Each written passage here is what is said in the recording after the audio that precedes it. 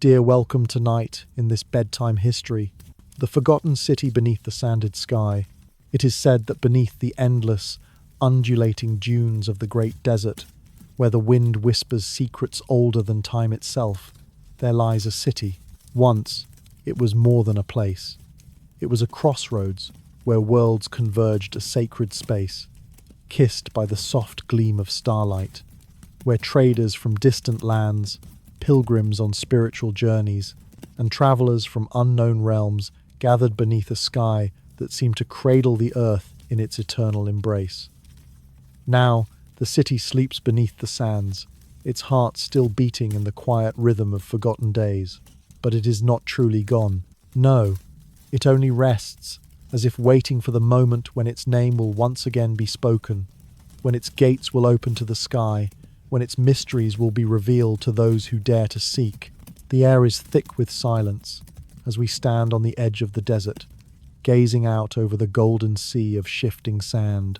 It is dusk, the time when the earth seems to hold its breath, when the stars begin to twinkle faintly above, casting their first whispers of light upon the horizon. Here, the sand stretches endlessly, undisturbed and ancient, each grain a witness to a story lost to time. And beneath the layers of dust, buried deep in the earth's embrace, the forgotten city waits, its stones crumbling and worn by centuries of neglect, yet still standing as fragments, broken columns that rise from the sand like ancient sentinels, their once proud forms now fractured and fading. Some believe that these ruins are the last echoes of a civilization lost to time, a people whose legacy remains only in whispered legends. The city was once a beacon, they say, where the stars above met the earth below, a place where celestial and earthly forces intertwined in perfect harmony. The gates of the city were said to glow softly at night, kissed by the starlight, as if the heavens themselves were inviting those who entered to join in their eternal dance. And yet, now all that remains are half-buried walls, fragments of stone that murmur in the wind, and the faintest traces of the voices that once filled this place, now carried away on the wind to the farthest corners of the earth. As the sun dips lower and the sky turns a dusky blue, we begin to move forward, our steps slow and deliberate, the sand shifting beneath our feet with each soft movement. The air here is thick, almost heavy with the weight of time, and as we walk deeper into the heart of the city, the silence presses in on us. It is not an empty silence, but a silence filled with echoes, faint, distant sounds that seem to rise from the very ground beneath us, like the soft hum of an ancient song, a melody long forgotten, but not entirely lost. We pass under the remnants of what once were grand arches, their stonework still beautiful, though weathered by the relentless hands of time. Each step we take seems to draw us deeper into a dream, where the line between the past and present blurs. The city breathes with us, as if it remembers the stories of those who once walked these streets. Here, beneath the veil of sand, the walls seem to murmur, their faded carvings telling stories that only the desert knows, stories that are hidden beneath the surface, waiting for the right moment to emerge. It is said that the city was built upon sacred ground, where the stars themselves seemed to touch the earth.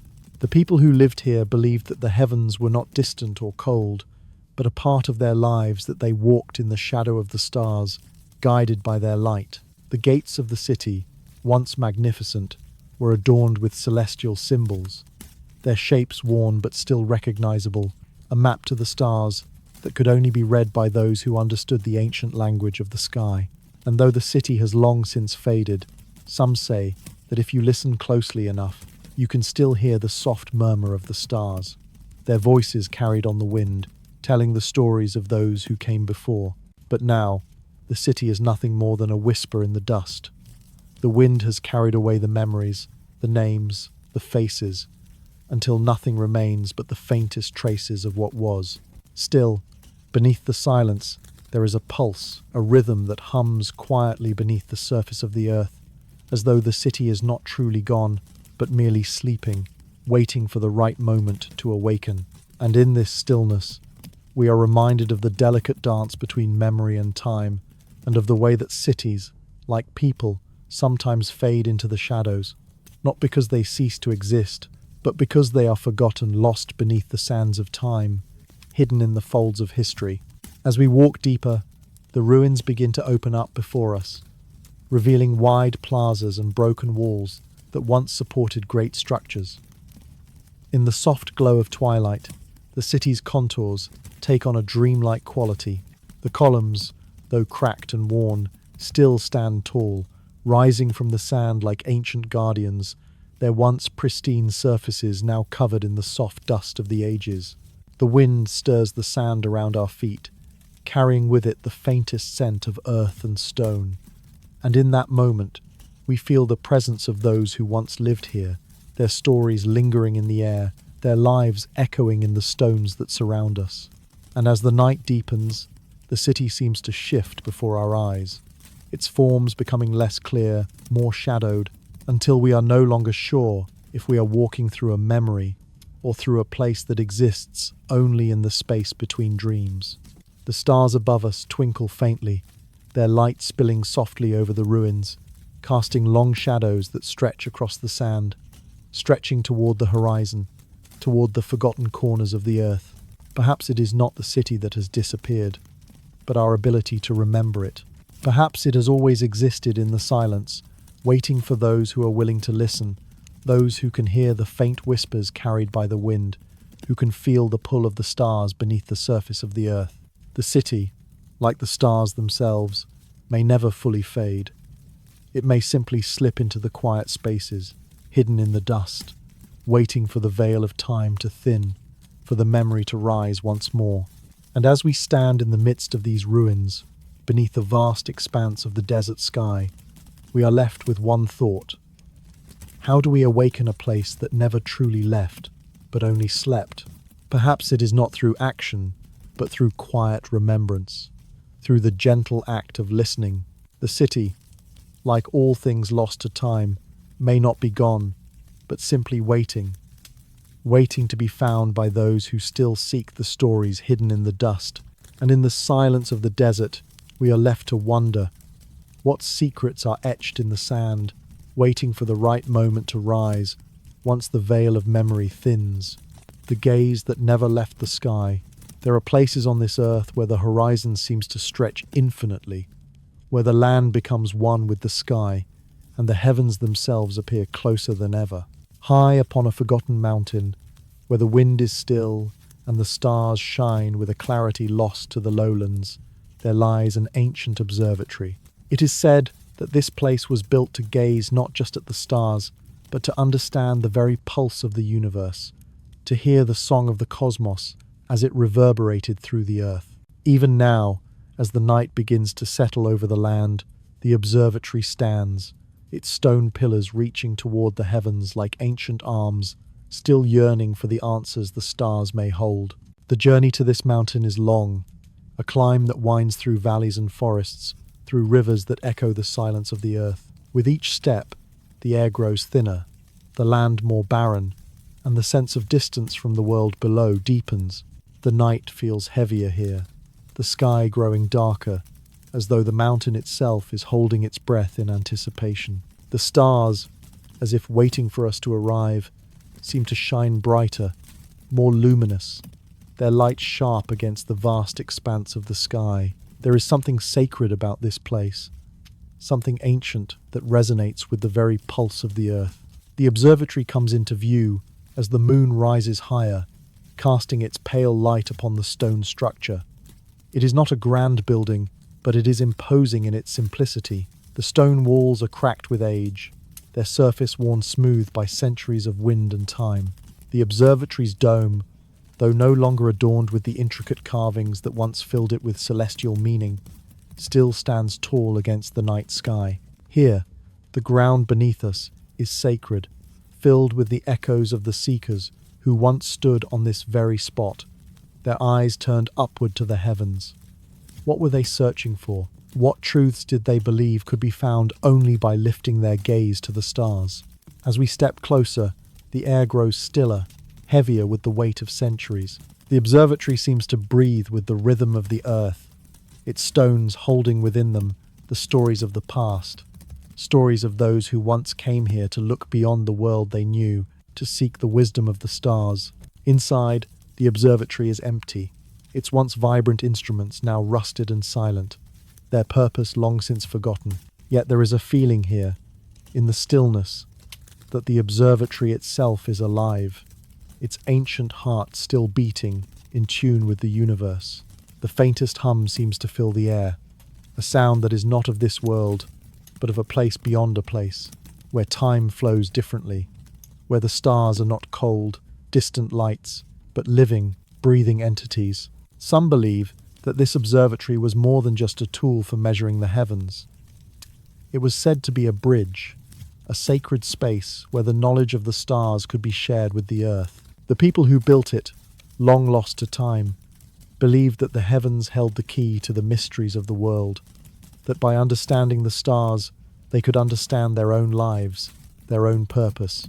And perhaps, in the quiet of the night, the observatory itself is still trying to tell us those secrets. As we step under the dome, where once great instruments sat poised to chart the sky, we find only shadows, the shapes of forgotten machinery, now barely discernible in the dim light. But it is the night that holds the real meaning of this place. The sky, vast and infinite, stretches out before us, its stars twinkling softly in the dark. They are so close now, their light brushing against the stone, their stories woven into the very fabric of the universe. It is said that the ancients who came here believed the stars could be read, not like a book, but like a language older than words, older than time itself. They saw patterns in the stars, shapes that told them when to plant, when to harvest, when to pray. And perhaps, they believed, they could even understand the rhythm of life itself by watching the stars move across the sky. As we stand in the center of the observatory, the silence feels sacred, as if we too are being invited to listen. The wind stirs the air, and the faintest sound, like a soft breath, fills the space around us. We look upward, our eyes drawn to the sky. The stars seem to move, to shift, their light dancing, as if they too are alive, waiting for us to hear their song. It is not a song that can be heard with the ears, but with the heart, with the spirit. Perhaps this is the true purpose of the observatory, not to seek answers in the heavens, but to listen to the language of the stars, to feel their presence, to understand that we are part of something greater than ourselves, something timeless. Perhaps it is not the stars that have forgotten us, but we who have forgotten how to listen. In the stillness of this ancient observatory, we are reminded that there is a rhythm to the universe, a pulse that beats not just in the stars, but in the very earth beneath our feet. The observatory is not just a place of the past, but a bridge to the present, a place where we are invited to pause and listen, to understand that the stars still speak, that their message has never been lost, only waiting for those who are ready to hear. As the night deepens, the stars continue their eternal dance, their light soft and eternal, casting long shadows across the observatory's stone walls. We stand in silence, listening to the song of the heavens, letting it fill the space between us and the sky. And though we may never understand all the mysteries they hold, we are left with the quiet, knowing that the stars have always been here, guiding us, watching over us, waiting for us to look up and listen. Perhaps, like the stars themselves, the answers are not meant to be found all at once. Perhaps they are meant to be felt in quiet moments, in the stillness between the breaths of the earth. And in that silence, in that pause, we are reminded that some truths cannot be spoken, only lived. And as the night stretches on, the observatory remains its purpose, its story, its song, waiting for those who are ready to listen. The gate that was never meant to open. In the deepest corners of the jungle, where the shadows stretch long and the air is thick with the scent of earth and ancient growth, there stands a gate. It is an imposing structure, half buried in the thick vines and tangled roots that have claimed this place as their own. This gate, however, is no ordinary entrance. It is said to be a doorway to something other, a realm hidden beyond the veil of our world, where the line between the living and the divine is said to be paper thin. Its stone pillars, worn by time and weather, rise up from the earth like the last remnants of a civilization that knew things the world has long forgotten. As the sun begins to dip below the horizon, the jungle becomes even more still, bathed in the soft glow of twilight. The gate seems to pulse in the dimming light, as though it too is waiting, holding its breath for something long overdue. It is said that in ancient times, those who stood before it were not mere travelers, but seekers of knowledge, searching for a way to cross the threshold between worlds. This gate, with its weathered carvings and faded symbols, once stood as a barrier, protecting something sacred from the world outside. But now, all that remains is the faint echo of its former purpose, its secrets buried beneath the roots of the jungle, waiting for someone brave enough to unlock them. We approach the gate slowly, our steps quiet, the sounds of the jungle surrounding us. The air is thick with humidity, and the leaves above rustle softly in the breeze. The gate is large, imposing, made of stone that has been smoothed by centuries of wind and rain. The carvings on its surface are worn but still visible, strange symbols that seem to swirl in patterns too intricate to understand. Figures that look as if they have stepped out of another time, another place. They seem to shift when we look away, as if the gate itself is watching, waiting for something to happen. Some believe that the gate was built by a civilization long lost, a people who understood the secrets of the universe, who could communicate with the stars, the earth, and the divine. The gate was their most sacred creation, a portal not just to the physical world, but to realms beyond comprehension. They believed that by stepping through the gate, they would enter a place of profound understanding, where the mysteries of life and death would be revealed. But as time passed, the gate was sealed. Perhaps it was too powerful to remain open, or perhaps the knowledge it held was too dangerous for human minds to bear. Whatever the reason, the gate was shut not by force, but by the quiet hand of time, until all that remained was this forgotten relic, half hidden by the encroaching jungle. Now, as the night deepens, the air grows still, and the gate seems to shimmer in the moonlight, its surface alive with a soft glow that seems almost otherworldly. We stand before it, drawn to its presence, as if the very earth beneath our feet is urging us to pass through, to see what lies beyond. But the gate does not open. There is no key, no lock to turn, no way to force it open. The gate is not meant to be opened by the hands of men, but by something deeper, something ancient. It is said that only those who are ready, those who have shed the weight of the physical world, can truly pass through it. The rest of us are left to stand and gaze, caught in the mystery of its silence. As the moon rises higher, the jungle around us grows darker, and the gate seems to retreat into the shadows, its presence fading with the night. We feel its pull, the temptation to reach out, to push past the veil that separates us from the unknown. But the air is thick with the sense that some things are meant to remain untouched. Perhaps it is not the gate that is the mystery, but the force that holds it closed. Perhaps the gate was never meant to be opened at all. Perhaps it is a reminder that there are places in this world that should remain veiled, secrets that are best left hidden, a sacred space that must not be disturbed. The night deepens, and the stars above us twinkle softly, their light a gentle reminder that the mysteries of the universe are vast, and there are some things that we are not meant to understand. The jungle around us remains still, as if the earth itself is holding its breath, watching, waiting.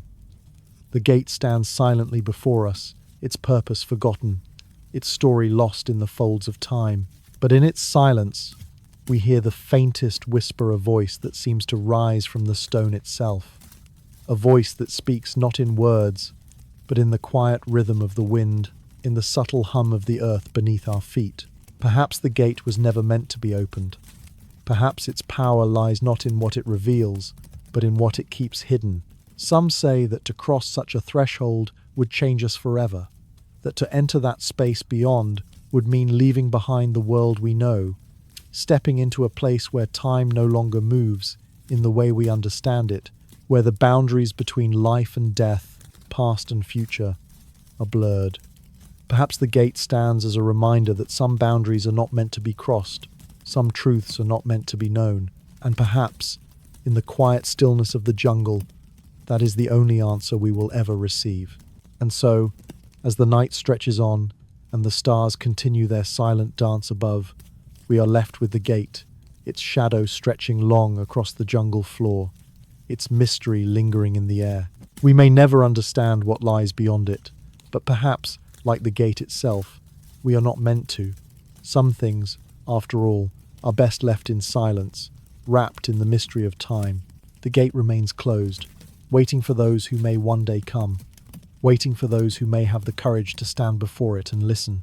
But for now, we turn away, leaving it behind, as the jungle wraps its secrets in the folds of darkness, waiting to keep its mysteries for another night. The moonlit river of forgotten souls. There is a river that winds through a land untouched by time, its waters dark and silent, flowing gently under the watchful gaze of the moon. It is said that this river does not carry the living, but the souls of the departed, guiding them from one world to the next. The river flows through valleys of mist, past forgotten ruins, and beneath the shadows of mountains where the earth itself seems to hold its breath. Its waters, though calm, are sacred, for they carry with them the weight of untold stories, the memories of those who have passed, and the quiet whispers of the world beyond. As the evening settles, the moon rises slowly, casting its soft glow upon the river's surface, which shimmers as if the very stars themselves are caught within its depths. The air is thick with stillness, the world around us hushed, as if it too is waiting for something, waiting for a moment, a sign, a whisper. The river, though silent, seems alive with the weight of its purpose. Its current moves with the slow rhythm of a forgotten lullaby, carrying with it the echoes of lives lived and lost. The world feels suspended here, caught between the realms of the living and the dead, and in this space, the river becomes not just a body of water, but a threshold, a passageway through time. We walk along the riverbank, our footsteps muffled by the soft earth beneath us, and the only sound we hear is the gentle rustling of leaves as the night breeze moves through the trees. The path is narrow, winding, and lined with old stones, their surfaces worn smooth by centuries of wind and water. The river, though calm, feels full of meaning, as though it carries with it more than just water. It carries memories, prayers, and wishes, flowing silently toward a distant horizon, where the land and the sky meet in a haze of mist. It is said that those who come to this river do not come for rest or for solace, but for guidance. For this river, unlike any other, is said to be the last journey, the journey not just of the body, but of the soul. The souls of the departed, it is believed, are drawn to the river's current, guided gently by its waters as they cross the threshold between the living and the divine. Some say that the river's course is uncharted, that its destination is not of this world, but of a place beyond comprehension, where time ceases to exist and the soul finds peace in the arms of eternity. As we stand at the edge of the water, gazing out into the river's dark depths, the surface ripples gently, disturbed by an unseen force. The moonlight catches the water's surface, sending soft waves of silver light cascading across the banks.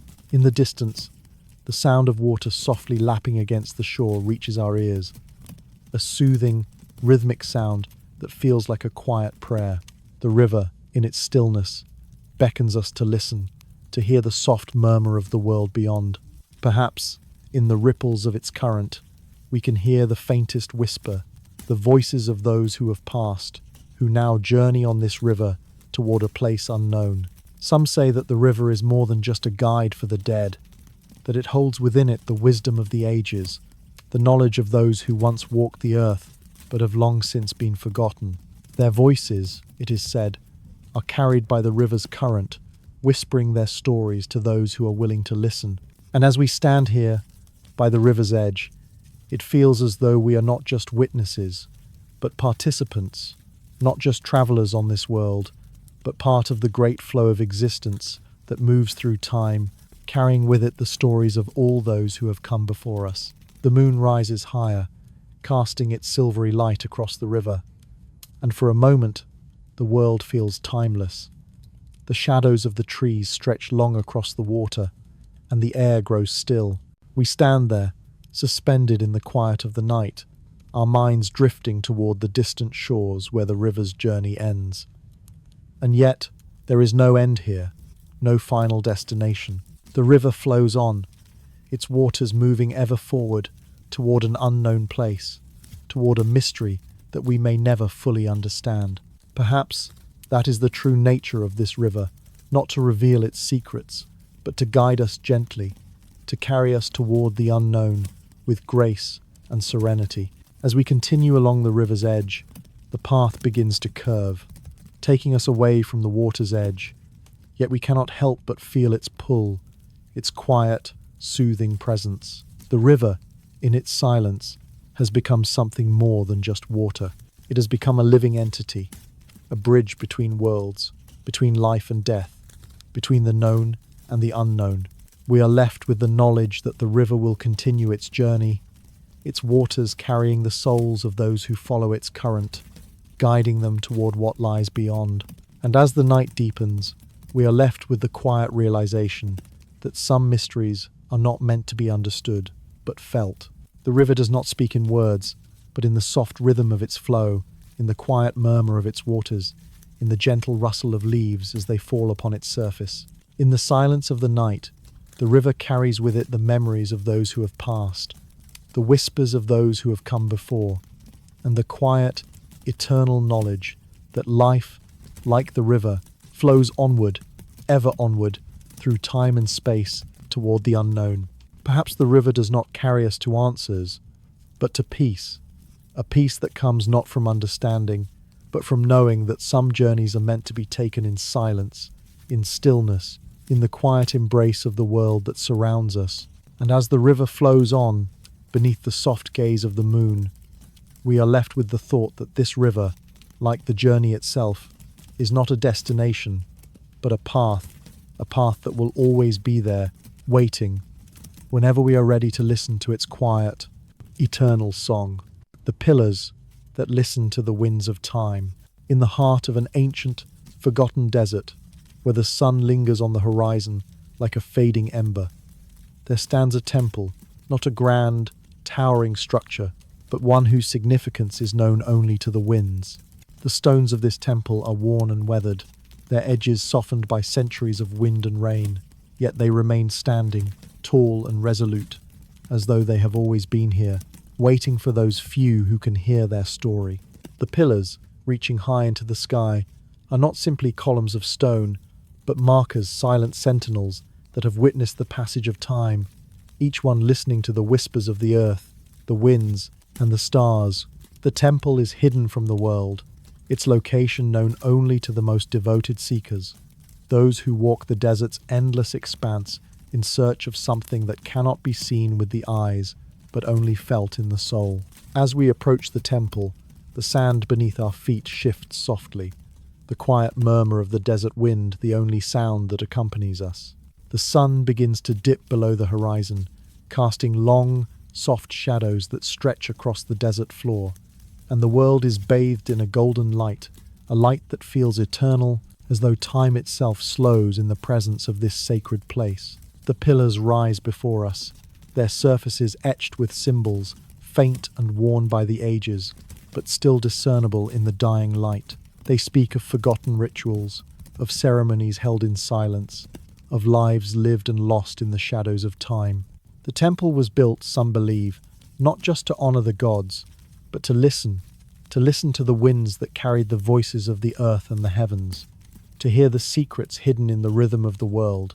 The pillars were not mere supports, but instruments, designed to capture the whispers of time itself, to resonate with the winds that sweep across the desert, carrying with them the songs of a distant past. As the wind stirs around us, the pillars seem to come alive, their stone surfaces vibrating softly with the breath of the desert.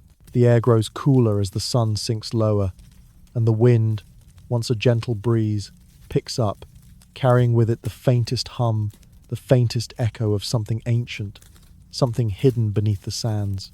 The temple, in its stillness, seems to be waiting, listening for something, as though it is not merely a place of worship, but a place where time itself is measured, where the past and the present meet in the quiet, sacred silence.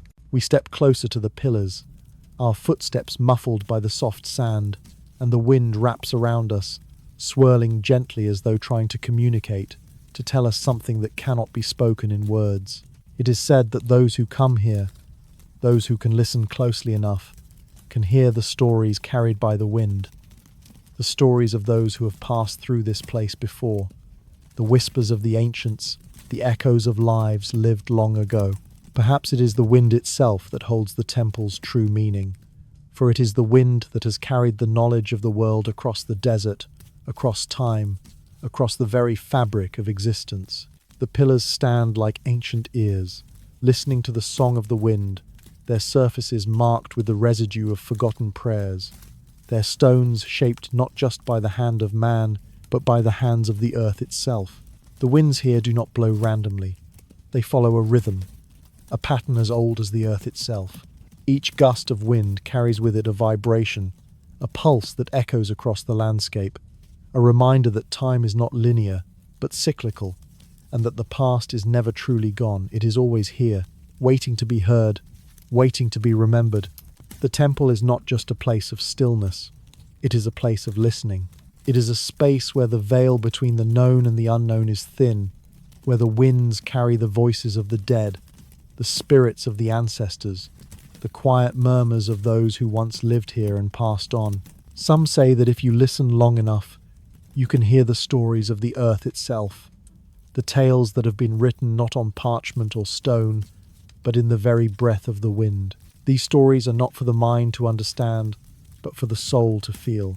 The wind is the messenger, the temple is the vessel, and we are the listeners. As night falls, the temperature drops, and the world grows quieter still. The sky above us is a deep velvet, scattered with stars, each one a silent witness to the passage of time, to the endless cycle of life and death, to the stories written in the dust. The pillars seem to glow faintly in the starlight, their stone surfaces shifting with the light of the stars, as if they are alive, moving, breathing with the rhythm of the universe. The temple, though ancient and worn, seems to be standing watch, holding space for the winds, for the stories, for the mysteries that lie hidden in the air around us.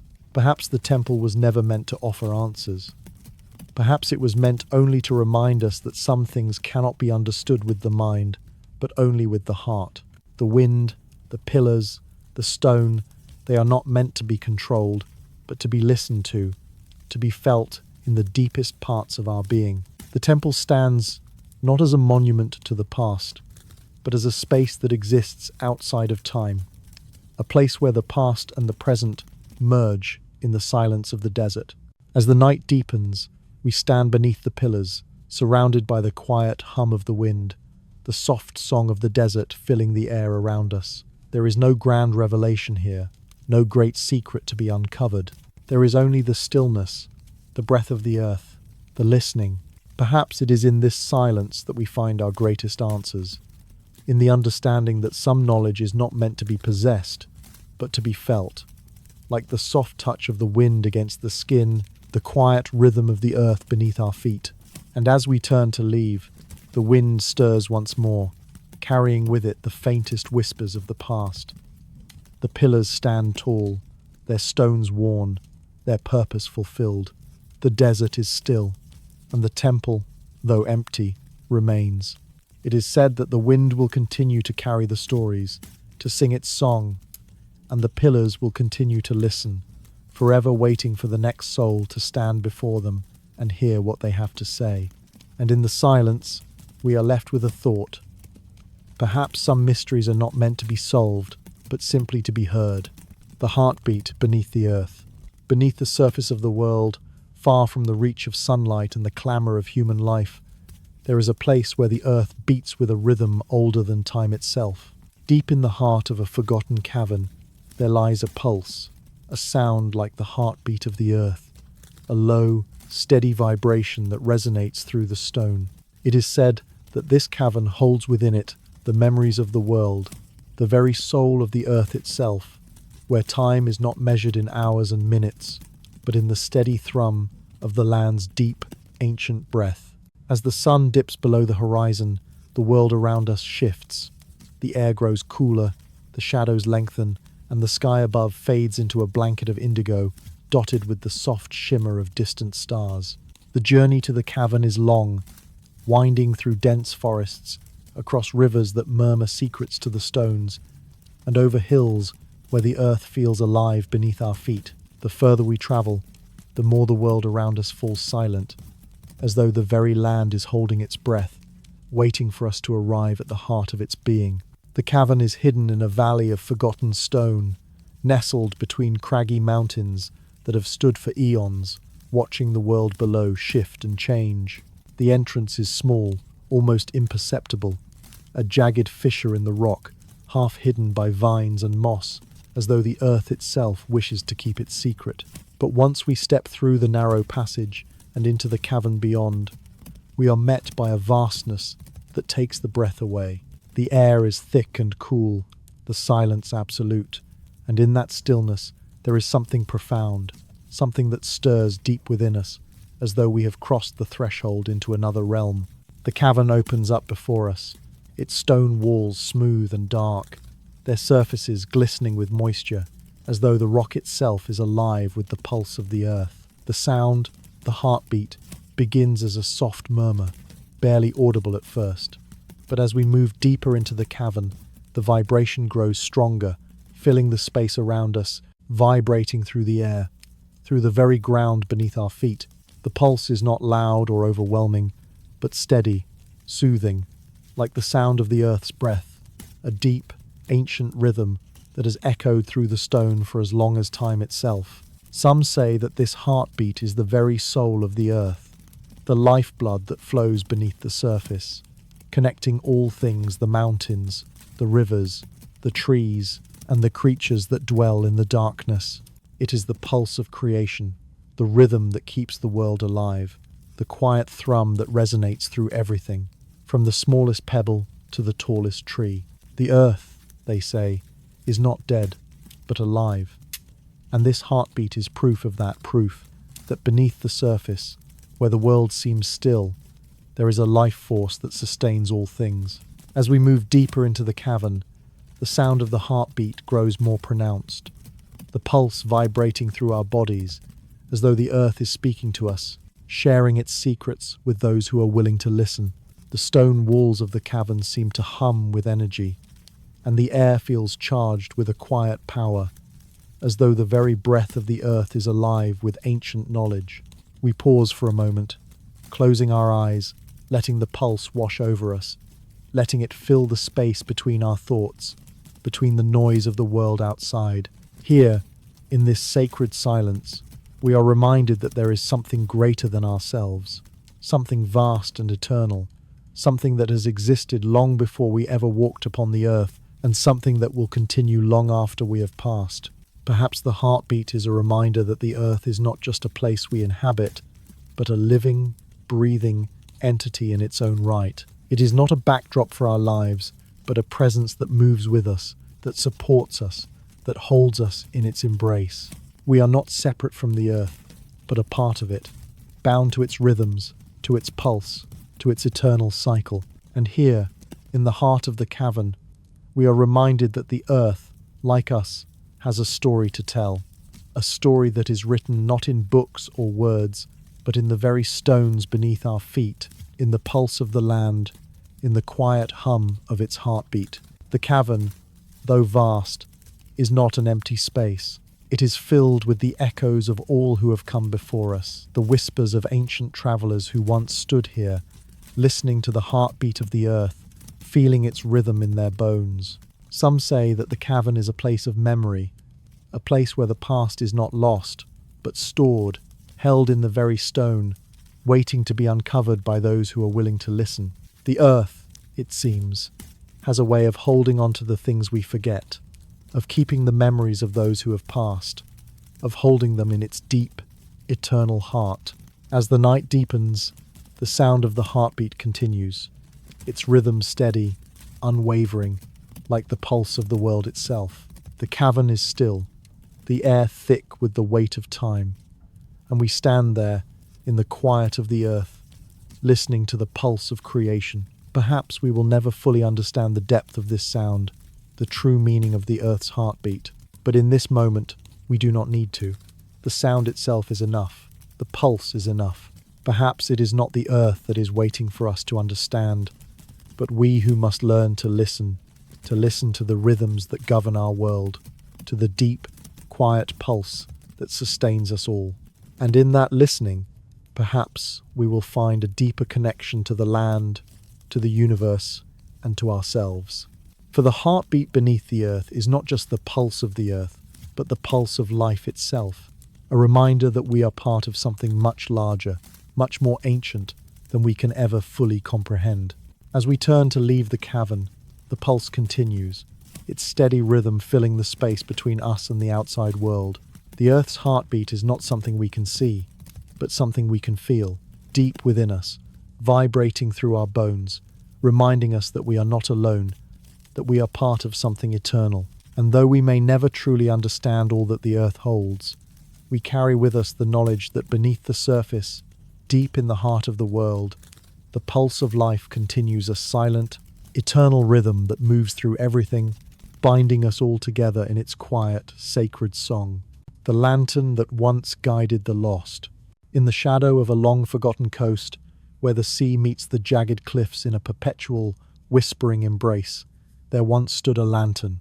Its light, though soft, shone with a steady glow, casting a welcoming warmth across the dark expanse of the water. It was not a lantern that marked the path for those journeying to distant lands, but for those lost, those adrift in a world of uncertainty. It was said that this lantern was more than a beacon. It was a guide for souls who wandered, a light that led them home when all other paths had faded into the dark. Now, only the rustling of the wind and the distant crash of the waves remain as echoes of its purpose. The coast is silent now, the once bustling port long overtaken by the relentless advance of time.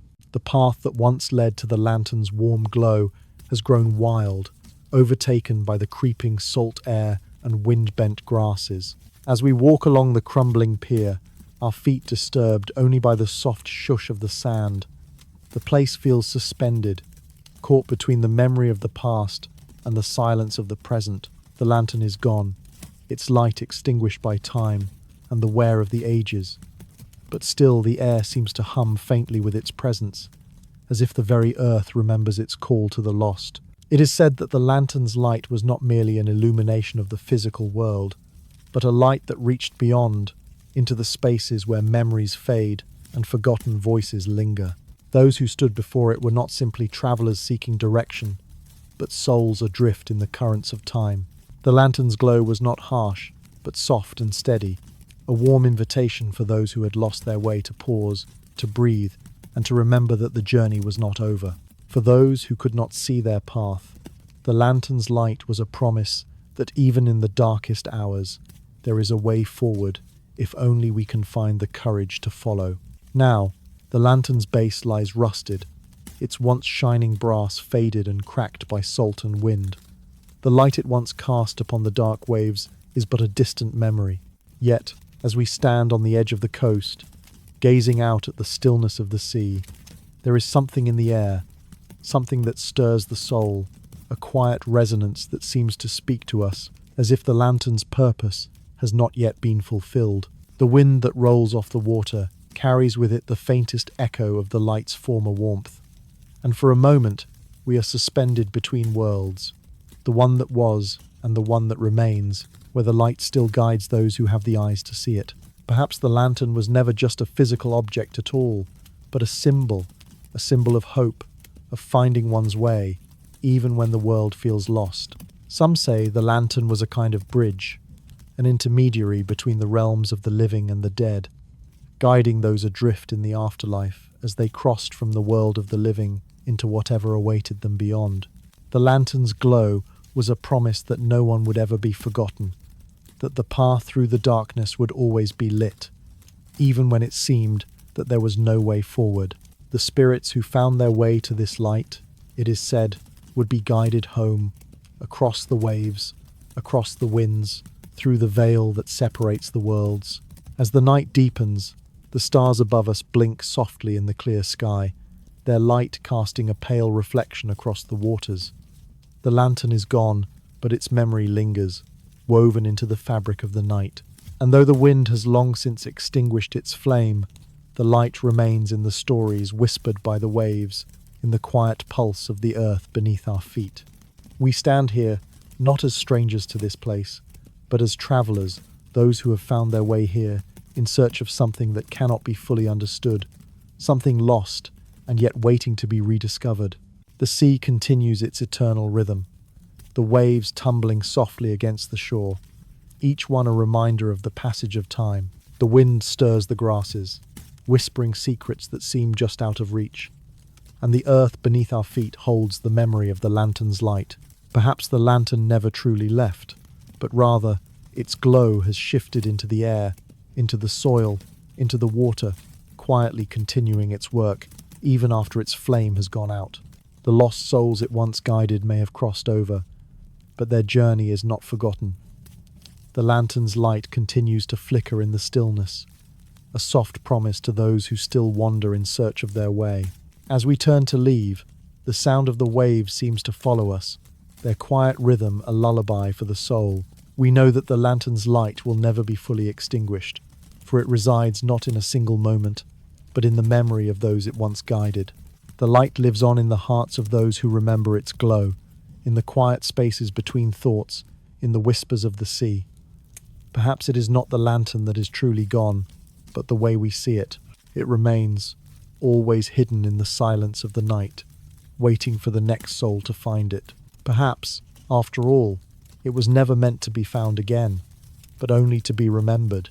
The light of the lantern will flicker eternally, not in the distance, but in the spaces where we can hear it, where we can follow it, where it waits, patiently, for us to return. And in the quiet of the night, with the moonlight spilling across the water, we find peace, knowing that no soul, no journey, is ever truly lost. The song that echoed through the hollow. In the heart of a secluded valley, far from the reach of time and the noise of the world, there exists a hollow, a place where the wind sings and the earth hums with ancient resonance. It is said that this hollow holds a song, a melody that has been carried on the breeze for centuries, though no one knows its origin. Some believe it is the song of the earth itself, sung through the trees, the rocks, and the rivers. Others say it is the echo of long-forgotten voices, the prayers of those who once lived in this land, woven into the very fabric of the valley. At twilight, when the air grows cool and the sky is painted with the soft hues of dusk, the song rises again, faint at first, like a whisper on the wind, but slowly growing louder, more distinct, until it fills the space between the mountains and the sky. The valley is quiet, untouched by the modern world, its edges lined with thick trees whose branches stretch up to touch the heavens. The ground beneath our feet is soft, covered in a carpet of fallen leaves and moss, and the air carries the scent of damp earth and wildflowers. As we move deeper into the hollow, the trees begin to thin, revealing a clearing bathed in the gentle glow of the evening light. Here, in the heart of the valley, the song rises again, the melody carried by the wind, rising through the leaves, the stones, the very soil.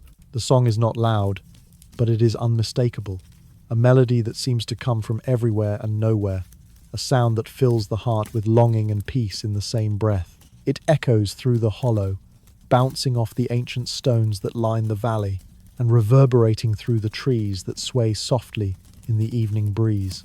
It is said that the song is not a sound meant for the ears, but for the soul, a quiet hum that speaks to the deepest parts of us, stirring something ancient and familiar. For some, it is a song of memory, of a time long past. For others, it is a song of connection, a reminder that the earth holds within it the knowledge of everything that has ever lived. As we stand in the clearing, the song grows clearer, rising up from the very heart of the valley, and we can almost feel it within us, like a pulse that echoes in our bones. The wind carries it, winding its way through the trees, over the rocks, and through the air, until it fills the hollow with a deep, resonant vibration. We close our eyes for a moment, and in the stillness, the song becomes clearer, as if it is reaching out to us, asking us to listen. The melody is gentle, almost haunting, and though it has no words, it feels as though it carries a message, a story that only those who truly listen can understand. Some believe that the song is the earth's way of speaking, its quiet lullaby to those who are willing to pause and hear its voice. The hollow, with its untouched beauty and serene stillness, is not just a place of natural wonder, but a place of memory, where the voices of the past have been woven into the fabric of the land. The song that echoes through the valley is not a song sung by a single voice, but a chorus of many, the voices of those who have come before, whose lives were lived in harmony with the earth, whose spirits are now carried in the song that fills the air. Their voices are not lost, but live on in the hollow, woven into the land, into the trees, into the very song that rises from the valley floor. As we move deeper into the clearing, the song seems to swell, its notes floating on the breeze, rising and falling with the rhythm of the world itself. It is not a song of joy, nor of sorrow, but of something in between, a quiet, eternal melody that exists outside of time, beyond the bounds of human understanding. It is a song that transcends the boundaries of the earth, reaching toward the sky, toward the stars, toward something greater. It is said that the song is a bridge, a connection between the living and the dead, between the earth and the heavens, between the past and the future. Perhaps the song is meant to remind us of something forgotten, something that we once knew but have lost over time. Perhaps it is the song of the earth, the music of the universe itself, waiting for us to remember, to listen, to reconnect. Some say that those who hear the song are touched by it, changed by it, as if the very rhythm of the earth has been woven into their souls. In the hollow, in the presence of this song, we are reminded that we are not separate from the earth, but an integral part of it, and that the song of the land is the song of our own hearts. As the night deepens, the song continues to echo through the hollow, a quiet lullaby that fills the valley with a sense of peace, of connection, of eternity. The moon rises above the trees, casting its pale light over the land, and the song grows softer, more distant, as though it is fading into the earth itself, returning to the soil, to the roots, to the stones.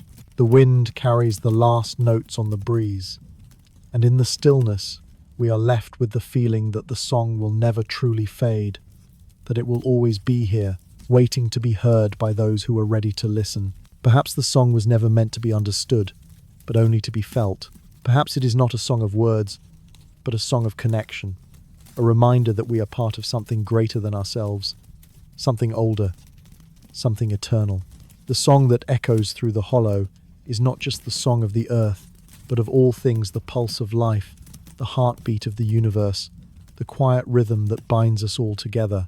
And as we leave the hollow, the song lingers in our hearts, a soft echo that will remain with us, a reminder that the earth is always speaking, always singing, and that, if we are willing to listen, we can hear its voice in the softest whispers of the wind, the echoes of the ancient harbour, at the edge of a forgotten coastline, where the sea meets the land in a timeless embrace.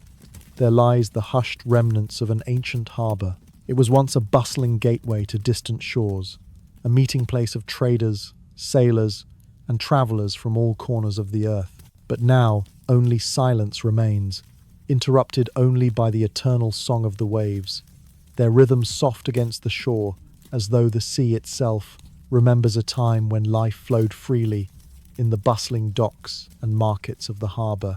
This is a place where history has left its mark in the quiet spaces, in the stones worn smooth by the tides, in the whispers carried on the wind. Yet, though the harbour is long abandoned, it is not forgotten. Its stories are carried by the sea, rising and falling with the waves, murmuring in the spaces where the earth and sky meet. The journey to this forgotten place is long, the road winding through hills dotted with ancient ruins and half-buried remnants of an age gone by. The path narrows as we descend toward the coastline, the air growing heavier with the scent of salt and brine. The sea, once a welcoming expanse of trade and adventure, now stretches before us as a silent witness to the passage of time. The sky is overcast, the pale light of the day fading, casting long shadows across the land. And here, at the edge of the world, the harbour lies hidden, a place where memory has faded into the dust, but where the ocean's quiet echo still carries the stories of those who once walked these shores. As we reach the old harbour, the remains of the once great docks appear before us, half submerged in the soft embrace of the tides, the wood of the piers rotting away, leaving only the skeletal outlines of what once was. The stone steps leading down into the water are slick with moss and seaweed, worn by the endless pull of the tide. The silence here is profound, and yet beneath it there is something stirring, a faint pulse in the air, a rhythm that seems to rise and fall with the waves.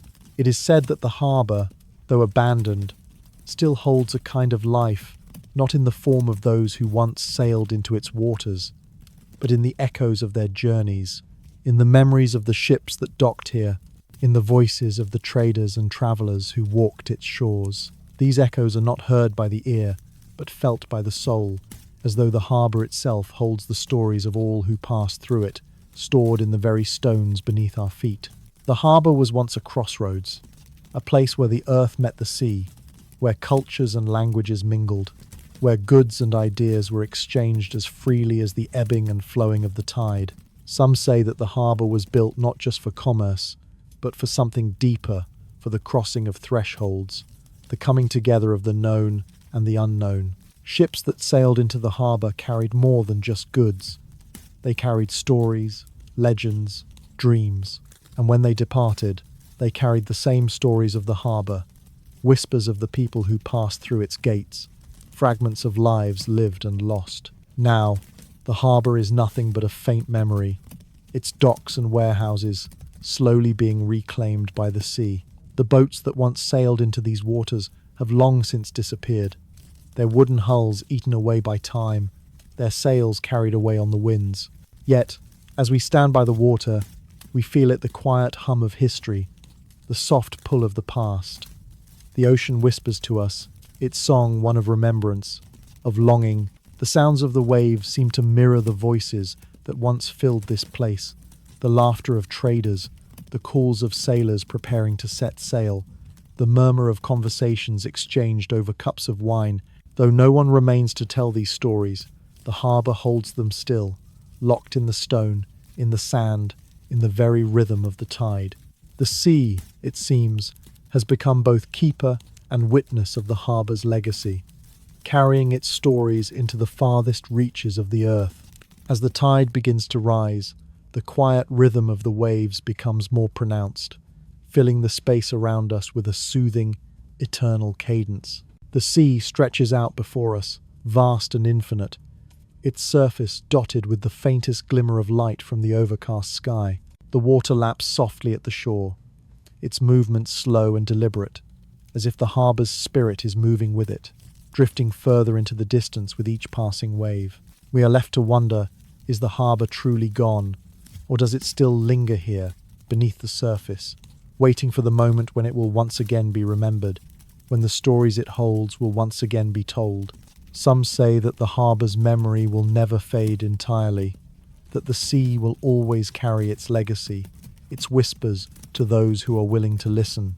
Perhaps the harbour's true purpose was not to stand forever, but to leave behind a trail of stories, a legacy woven into the fabric of time itself. And perhaps, in the quiet stillness of the night, when the winds calm and the waves slow, the harbour will once again come to life in the memory of those who seek its secrets, in the soft murmur of the ocean's song, in the echoes of a time long past. As the evening light fades, we stand before the water, the remnants of the harbour behind us, its stories now mingling with the voices of the wind and the sea. We are left with the quiet knowledge that the harbour, though abandoned, is never truly gone.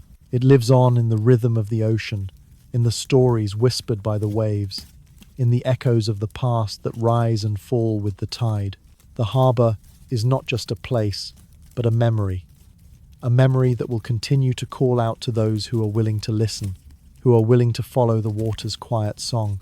Perhaps, in the end, the harbour was never meant to be forgotten. Perhaps it is not the docks and piers that give it life, but the stories that it carries, the whispers that it holds, waiting for the right moment, for the right soul to hear them. And so, as we turn away from the shore, we are left with the faintest sense of longing, as if the harbour's song will continue to echo in our hearts, waiting for the day when we, too, will come back to listen once more. The spiral path toward the unknown. High above the world, on a mountain so ancient that even the stones seem to hum with the memory of forgotten eons, there lies a path, a narrow, winding spiral that leads upward through the mist toward a summit that is veiled in secrecy. The path is old, older than the mountains themselves, carved into the earth by hands both divine and earthly, though now forgotten. It is not a path for the faint-hearted, nor is it one that promises an easy journey. With each step, the world below seems to fade, and the air grows thinner, cooler, as though the very atmosphere is keeping its distance, allowing only those truly ready to walk its course. As we begin our ascent, the path unfurls before us, twisting and turning, the ground beneath our feet soft and uneven, each step an echo of the last, a quiet reminder that the journey we are undertaking is not one of speed or achievement, but of quiet reflection. The sky above us is a pale canvas, the clouds stretch thin like delicate threads as the sun begins its slow descent, casting long, gentle shadows across the mountainside.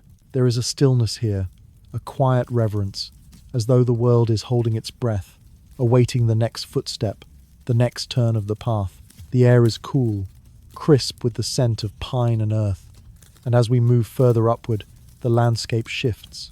The trees thin out, replaced by jagged rocks and steep inclines. There are no signs here, no markers to indicate how far we have come, nor how far we still must go. The path is its own guide, winding through the mountains, leading us upward into the unknown. It is said that those who walk this path are not merely moving through space, but through time itself. Each step is a passage, each turn a memory, a transition from the world we know to something deeper, something hidden beyond our sight. The spiral path, it is said, does not lead to a place, but to a truth that lies beyond words, beyond comprehension, a truth that can only be felt, not understood. As we walk, the path seems to open before us, leading us into the heart of the mountain, where the silence is absolute, broken only by the whisper of wind between the rocks. There is something sacred about this silence, as though the mountain itself is listening, waiting for us to arrive at the heart of its secret. The path spirals inward, drawing us closer to the summit, closer to the unknown, until the land below us is but a distant memory, swallowed by the mists and shadows of the mountain. Perhaps the path was never meant to be followed in haste.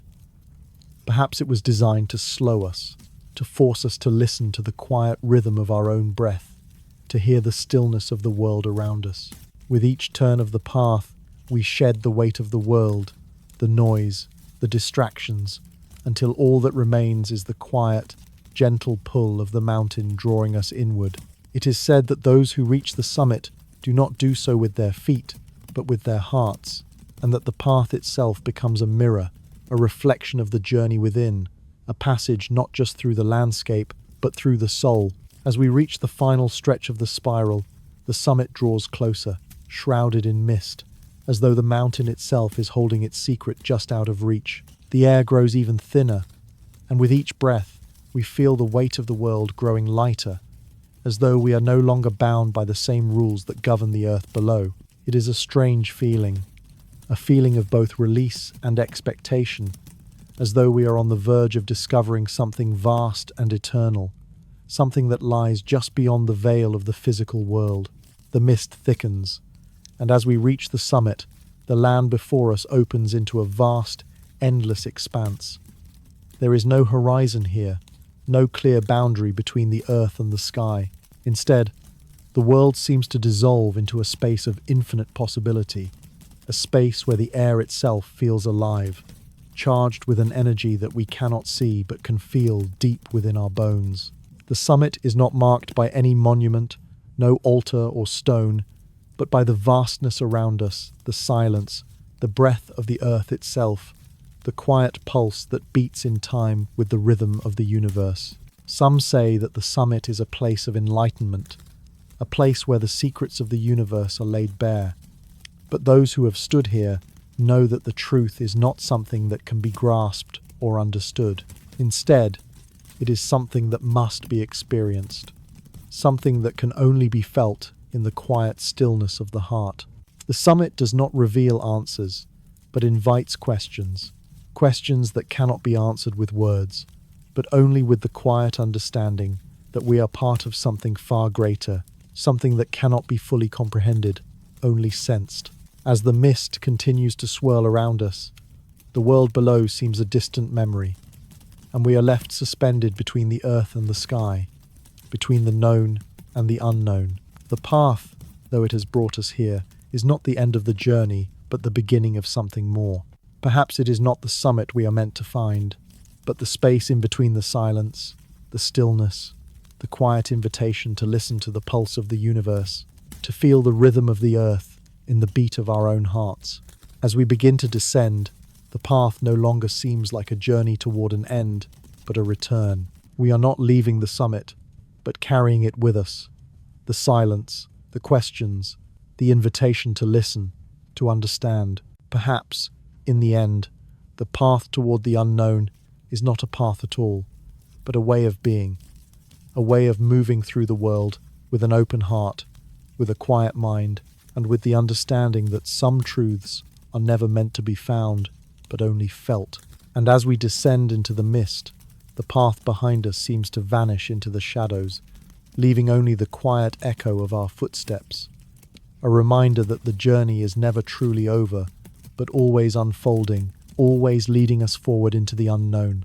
The stone circle beneath the eclipse. At the far reaches of a hidden valley, nestled between ancient hills, where the sky seems to stretch endlessly, there lies a stone circle, not one of grandeur or obvious purpose, but a quiet and sacred place, worn smooth by time.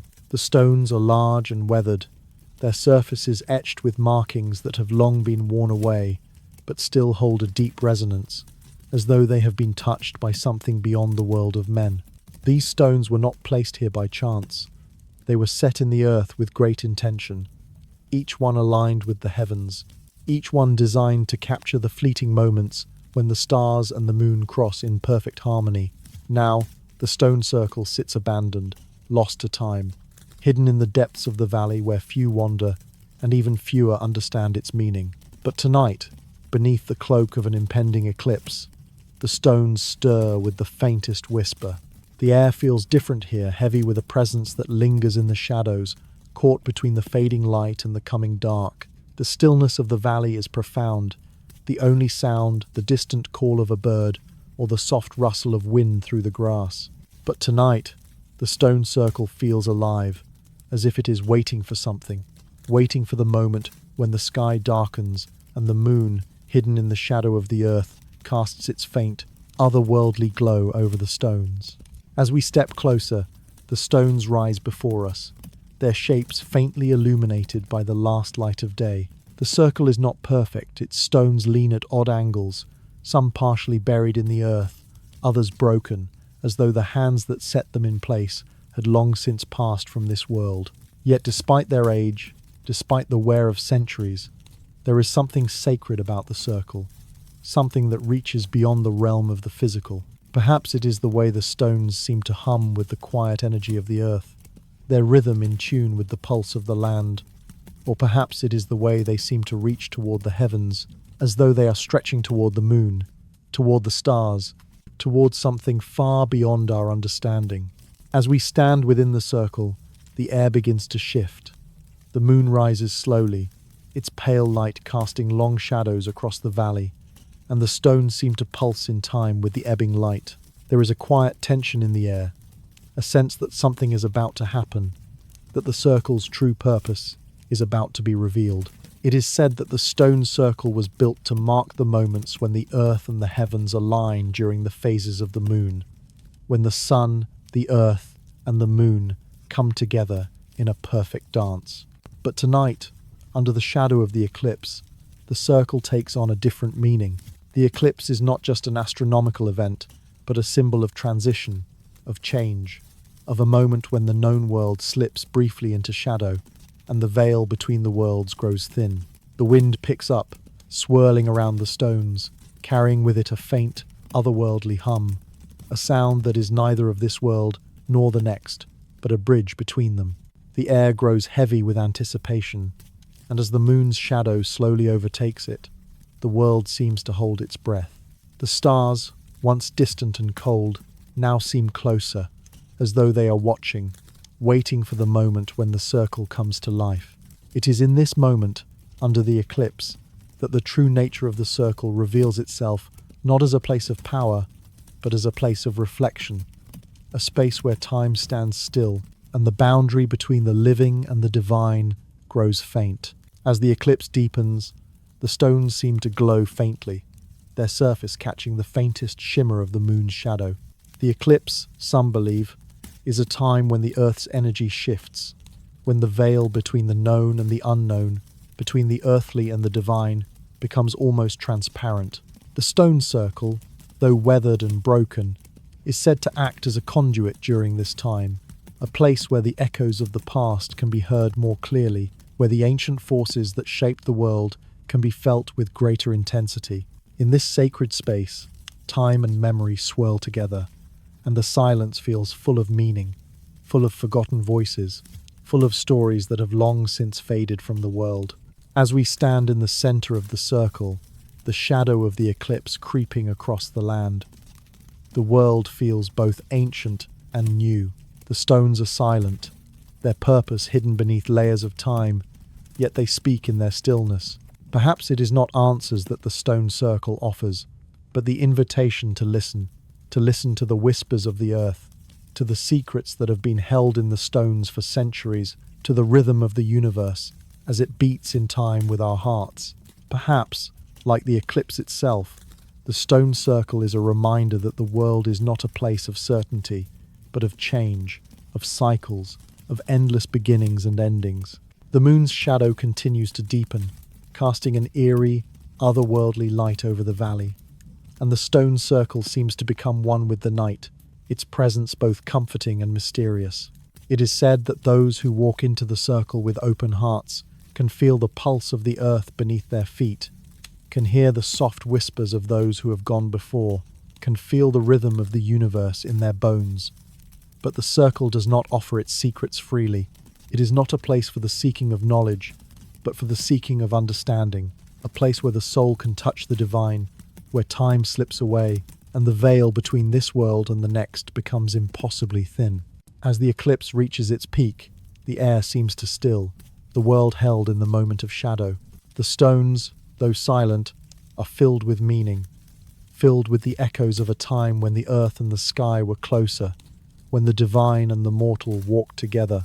The eclipse begins to fade, the moon's shadow lifting, the stars once again distant and cold, and the silence of the stone circle deepens. It is said that the circle's purpose is not to provide answers, but to offer a space for contemplation, a space where the mind can rest and the soul can listen. Perhaps the circle's greatest secret is not in what it holds, but in what it allows us to hear. As the night deepens and the eclipse fades into memory, we are left with the quiet understanding that the stone circle will remain here, waiting for the next eclipse, for the next soul ready to listen. Perhaps the circle was never meant to be understood, but to be felt, a reminder that the universe is always in motion, always in flux, always in the quiet dance between light and shadow. And as we step away from the circle, the echoes of the night linger, and the world seems just a little more mysterious, just a little more sacred, beneath the moon's eternal gaze. The well that reached beyond the earth, deep within the valley, where the land is woven with ancient roots, and the sky hangs heavy with unspoken secrets. There stands a well, its stone walls worn smooth by the passage of countless hands, its waters deep and still. This is no ordinary well, no mere source of fresh water, but a sacred place, a threshold between worlds, where the earth and the heavens meet. It is said that this well does not simply draw water from the earth, but from the very soul of the world, its depths reaching far beyond what the eye can see, touching places unknown, places untouched by time. It is a well that has drawn those in search of wisdom, those who seek answers not found in the physical realm, but in the quiet space between the worlds. As the light of day fades, the well begins to take on a different aura. The stones around it seem to pulse softly in the fading sunlight, as though they are alive, drawing energy from the land and from the air itself. The air around the well is thick with the scent of damp earth and moss, and there is a stillness here, a quiet weight, as though the world itself holds its breath. The valley, with its ancient trees and rocks, feels suspended in time, as though the well holds within it not just water, but the very essence of the place, the memory of all that has come before and all that will come after.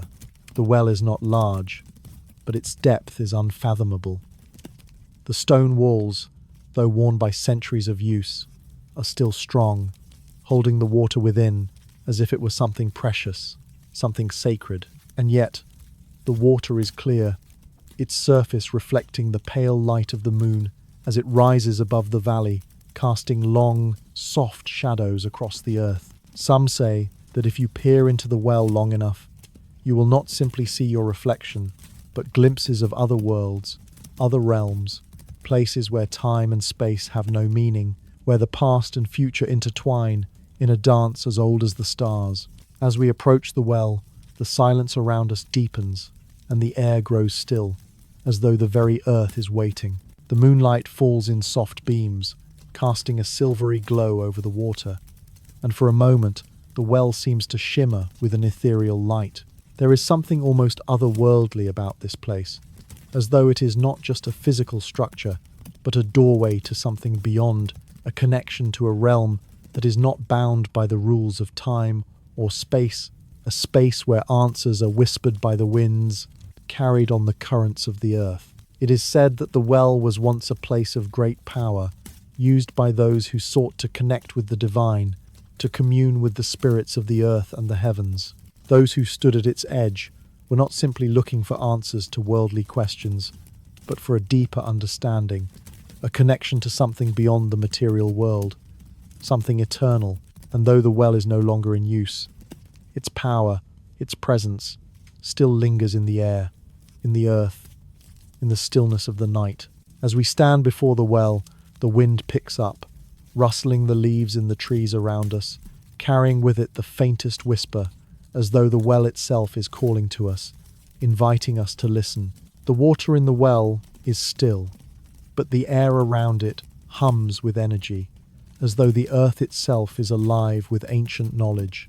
It is said that the well holds not just the memory of the earth, but the memory of all who have come before, their hopes, their dreams, their prayers, all whispered into the depths, where they are held in the stillness, waiting for the right moment to rise again. Perhaps the well does not offer answers, but only the space in which to seek them. Perhaps it is not the water that holds the wisdom, but the act of looking into its depths, of gazing into the unknown, and finding the courage to ask the questions that lie hidden beneath the surface.